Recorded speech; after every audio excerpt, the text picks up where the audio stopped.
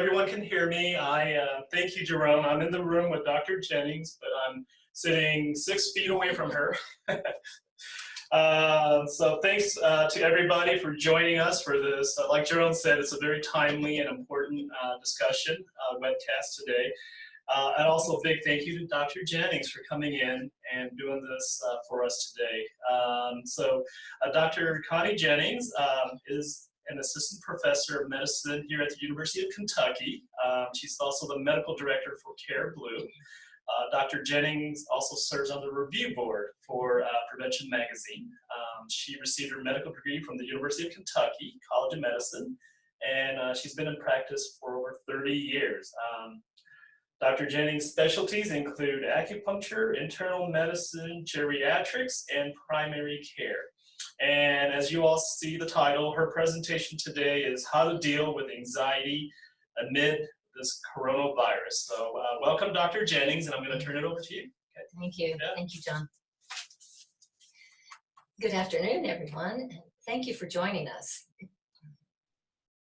We all need to support each other right now as we are living in an unprecedented time of anxiety. This level of uncertainty makes the very simplest thing difficult. But we know that from difficulty grows compassion. So maybe a reasonable place for us to start is to think about caring for ourselves and for others and bringing those two things together. One of the manageable ways to approach this is to return to the basics.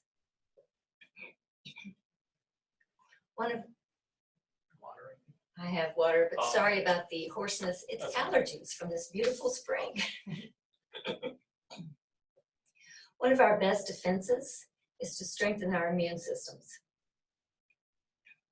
One of the most basic, strongest ways we have to improve that is to remember that the best medicine is sometimes laughter.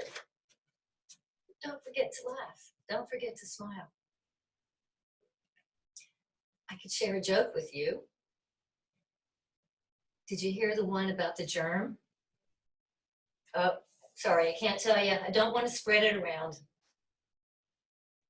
It's corny, but it makes us smile. Some other basic steps. Let's go to a thought about activity. During high stress times, we often feel like we're on fast idle right here in the center of our chest. But if you can find an exertional activity that you enjoy, something that's smooth and rhythmic, this activity will help to calm our alarm systems. So a brisk walk, or maybe a run, something smooth like biking, are all ways to calm down the alarms. And it's okay to be outside right now. In fact, it's encouraged. It's good to go outside and just look at blue sky, green grass. And remember that spring is still happening. There's an old Indian saying that goes, even if you pick all the blooms, you can't stop spring. Spring will be here. So try to get outside for 20 to 30 minutes. Exercise briskly all at one time, or break it up into segments if you need to. And what about bad weather days, the rainy days? Don't let that keep you from being active. I have an 80-something-year-old mother that runs up and down her stairs at home. Do that. Go up and down the stairs. When it's really nasty, walk around the dining room table. And as you're walking around the dining room table, sing Amazing Grace. Singing exercises our lungs. We need our lungs to be at our best. Practice taking deep breaths. Now's a good time to sing America the Beautiful when you're taking a shower. And also do some training. Just pick up a can of soup and do some bicep curls. Just either count the curls or sing another song.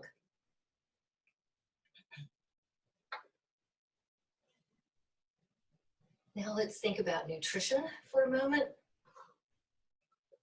An anti-inflammatory diet is the most helpful way to strengthen our immune systems. This diet is basically the Mediterranean diet.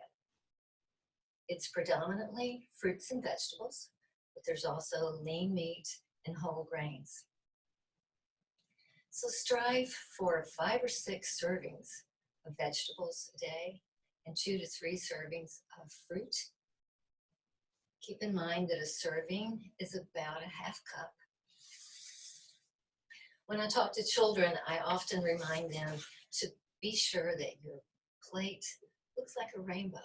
It should be very colorful. The cornerstone of the Mediterranean diet is in the flavonoids, and that's the color in the fruits and vegetables. Remember to keep alcohol at a minimum, as well as refined sugar. Bone broth can be a good source of anti-inflammatory properties. Bone broth contains amino acids such as glycine and glutamine. Time you add supplements, mention it to your doctor or your provider, particularly if you are taking other prescription medicines. And remember to stay hydrated. Try to sip all day long on something that's not carbonated. You can add lemon, orange, or lime slice to your water and get a little extra vitamin C. Some people like to use herbs, extra herbs right now. And since it's growing season, why not plant an herb? Just put some mint or some basil in a small clay pot and you can put it on the windowsill. It's also good for us just to watch something grow. Sleep. Any of us who are getting less than 6 hours of sleep at night have a little weaker immune system. We're striving for 7 to 8 hours of sleep a night for restoration. Our bodies need to shut down. Our brains need to clear out. The best quality sleep comes in rooms that are darkened and cooler than what our daily experience is. This helps promote sleep and helps maintain our levels of melatonin.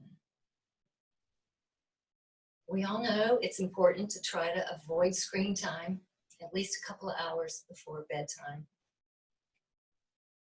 Rituals before bed can be very helpful. Some people rely on a warm bath. It's okay to throw a little Epsom salt in that bath. Quiet music might help, dimmer lights, and reading.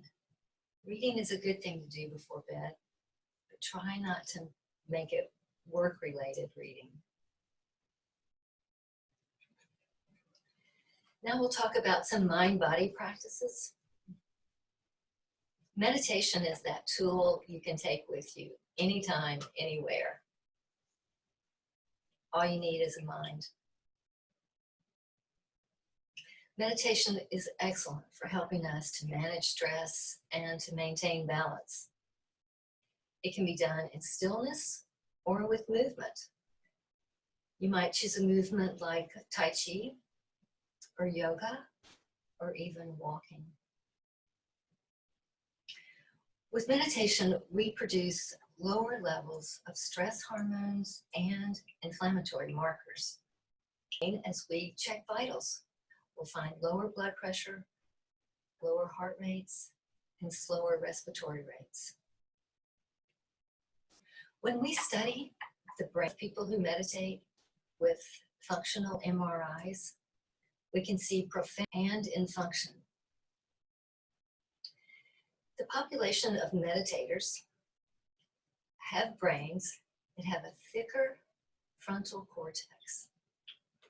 This is the part of the brain that deals with memory and attention span along with well-being in general.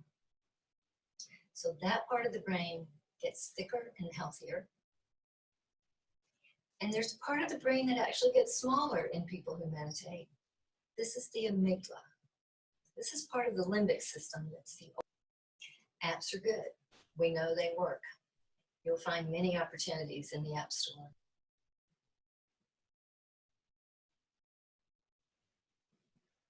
And just roll your shoulders back. Open up your chest. And think about that small muscle just in front of your ear. Relax that muscle. And then think about the little muscle over your eyebrow. Try to relax that one.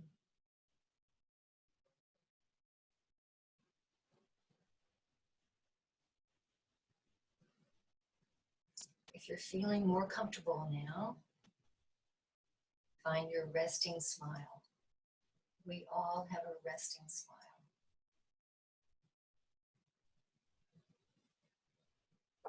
Remember, we don't have to get this right.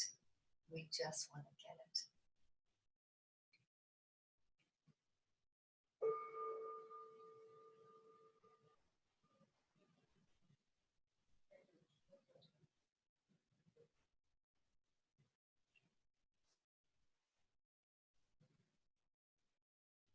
We're just going to begin with breathing. Just follow your breath as it comes in through your nose. Follow it into your chest, into your heart. Some of us will feel it on our abdomen.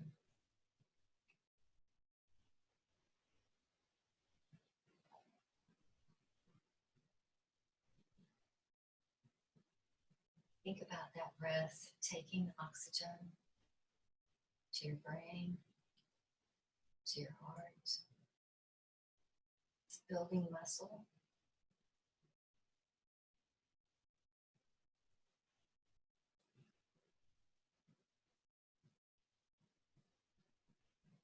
Breathe in. Breathe out.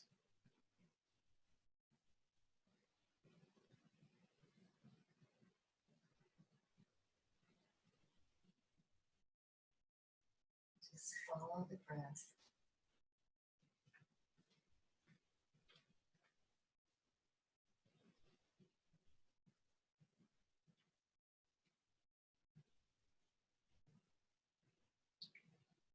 See if you can find the moment when inhale becomes exhale. There's a pause, just a little pause, when breath becomes air.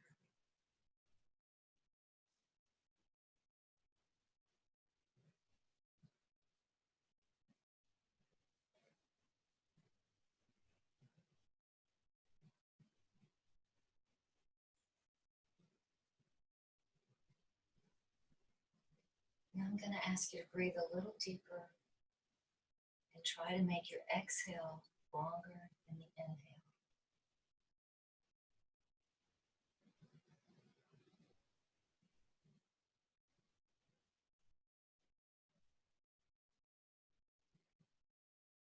As you do this, you might want to try Agatha. Agatha is a meditation poem. This appeals to you, try this. On one breath, say to yourself, one for me. On the next breath, one for another.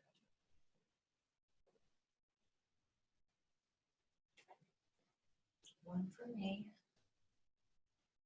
one for another.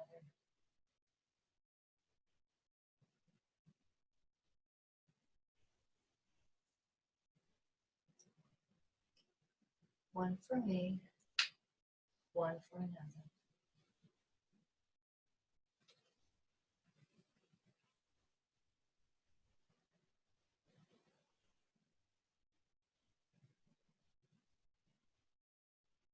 one for me, one for another.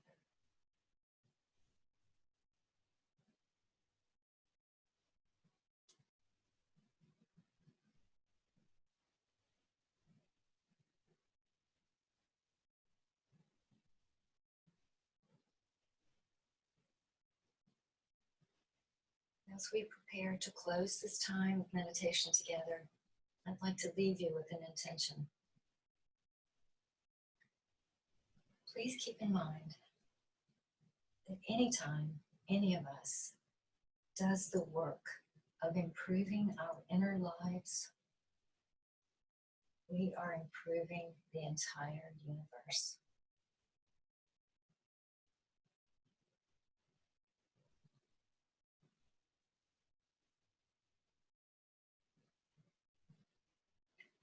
We'll end this meditation with the concept of Namaste. Namaste means the light in me recognizes, honors, and loves the light in you.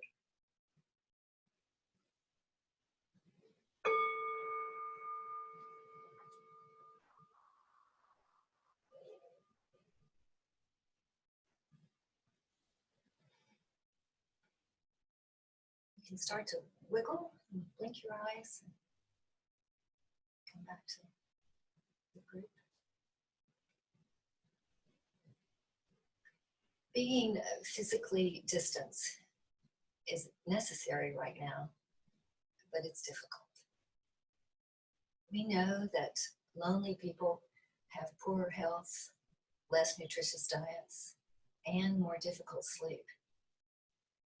So I encourage you to reach out. Send a note, an email, a gift card, maybe a virtual hug. Selfless acts are good for the giver as well as the recipient. So with thoughtful acts like this, we can all be isolated together. UK Healthcare is here for you. You are not alone. We will do anything we can to help. We are preparing for the worst, but we are building for the best response possible. So with grit, grace, and good sense, we're going to get through this. Thank you for joining us. Do we have question time, Jerome?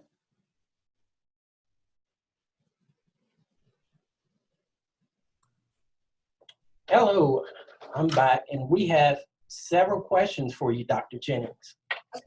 Okay, let's start off with the first question. If we start experiencing symptoms such as fever, what should we do immediately so that it's not panic or overreacting? The smartest thing that we can do right now, the biggest thing we can do to make a difference is stay home. You've seen the hashtag stay home. Isolate yourself. If you're in a household, try to have that person with the fever use one bathroom all the time, one specific part of the kitchen. Just do your best to decrease transmission.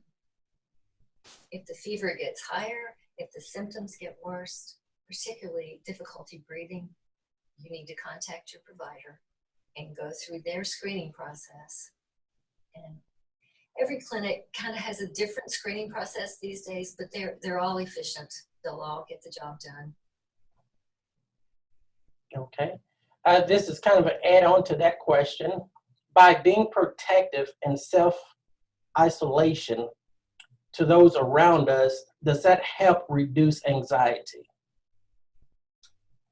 Well, that's kind of why we have meetings like today, right? Anxiety is natural. It's going to happen when we start going about our activities of daily living in a different way. So maybe falling back on some of the things we talked about today will help us to keep anxiety under control. Okay, here's another one. What should I be doing, or what could I be doing to help?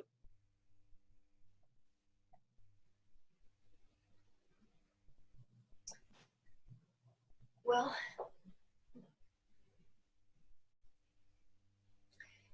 the communities where the older population are having a hard time getting out and getting to the grocery store need help with just deliveries. When I have a free moment, I just try to call somebody or send an email just to let them know I'm thinking about them. It doesn't have to be a long letter. Just remind your loved ones, your patients, you're thinking of them. Okay. Another question. They keep rolling in, Dr. Jennings. How is keeping your social distance different from self-quarantine or self-isolation? The social / physical distancing that we're all trying to do right now is for all of us, all the time. The isolation part of this is what we think of with people who think they've been exposed or know they've been exposed. They're just trying to mitigate and slow down any possible transmission. People who are positive, we know are positive, are quarantined. It's all the same, but it's different, right? Right. Piggyback on to that question, any suggestions for people dealing with stress due to isolation? Yeah, social isolation, it's an issue. You could even call it a diagnosis sometimes.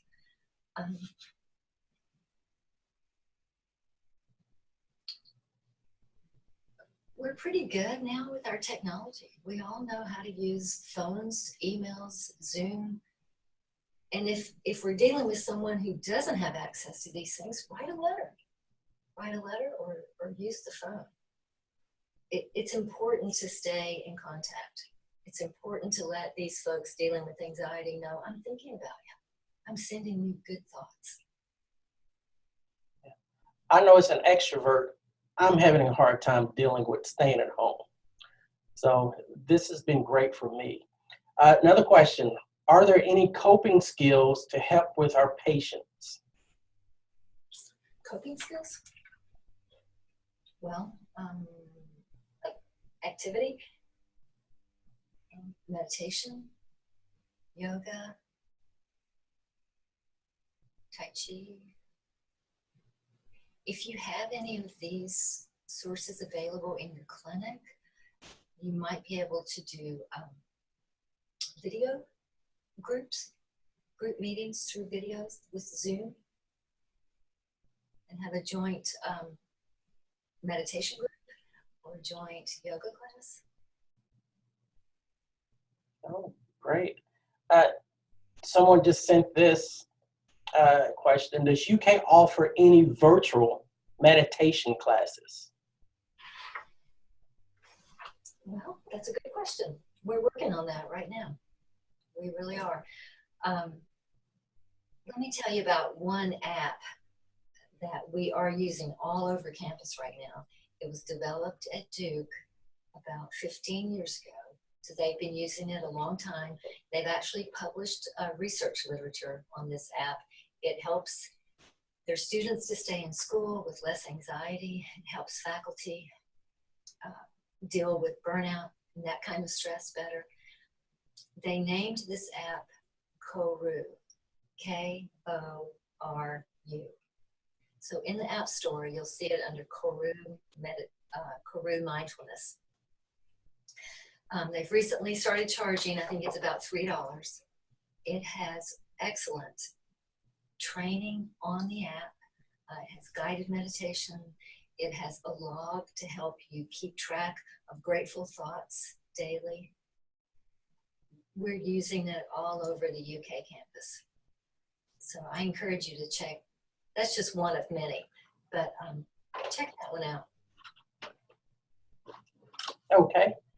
How do you help family members who are experiencing loneliness and depression, but in another city or state?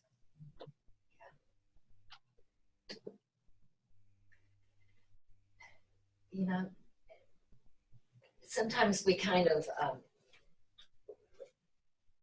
fuss at our teenagers for texting too much.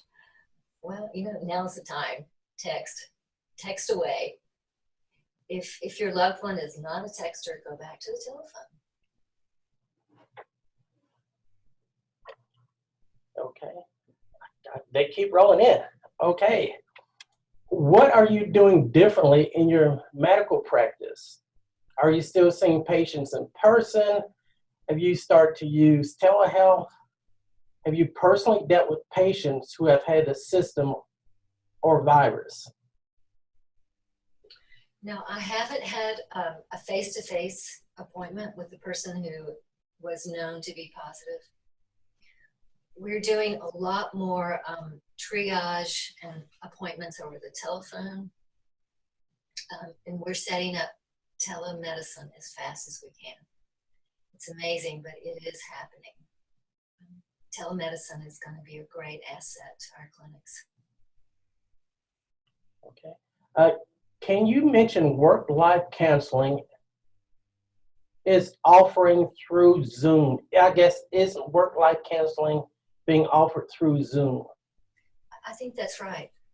I'm sorry, I don't know the website for that, but I think if you just go to UK Work Life, it'll come up. Okay. Yeah, if someone would send me that, I can repeat that over the, or I can just send it to the group chat, and everyone can have that that email to go to, or that URL to go to. Let's see. The Integrative Medicine Clinic is working on videos for all those modalities. They're working on videos to show you acupressure points, massage, how to do hand massage, dogs, even the dogs. The animal therapy program is setting up virtual visits with the dogs. So music and art therapy are setting up tele-groups. So check out the Integrative Medicine website. They're working on it as we speak. Okay. Is this video going to be recorded so folks at the facility that didn't get to watch it can watch it? Yes, I'm currently recording this, and if you are a member of the affiliate network, you will be able to watch this through our WordPress portal. It's the McCann Resource Portal. And if you do not have access to it and you are a McCann member or work at Marquee, you're more than happy to send me an email. That's Jerone, Jerone, .farley@uky.edu. And I can get you set up for that access. Matter of fact, I will just put my email out here for you guys. The resource portal will also have the videos for the integrative medicine